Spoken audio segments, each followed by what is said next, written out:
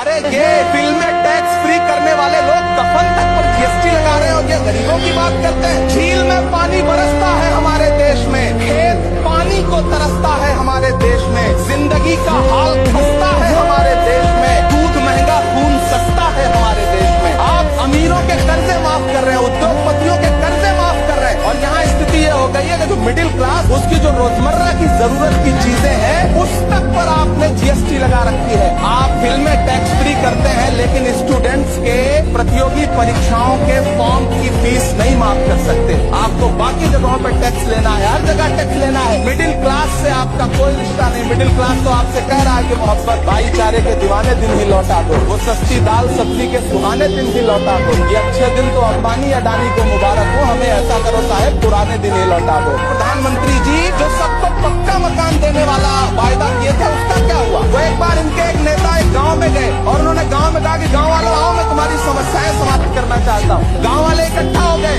नेताजी ने गांव वालों से कहा बताओ तुम्हारी 2 समस्याएं बताओ, मैं दोनों समस्याओं का यहीं पे समाधान करूंगा। तो गांव वालों ने कहा साहब हमारी पहली समस्या है कि हमारे यहाँ कोई हॉस्पिटल नहीं है। तो नेताजी ने मोबाइल निकाला, कहीं फोन मिलाया और मिला के फोन पे पता नहीं क्या कुछ कहा कि यहाँ गाँव में हॉस्पिटल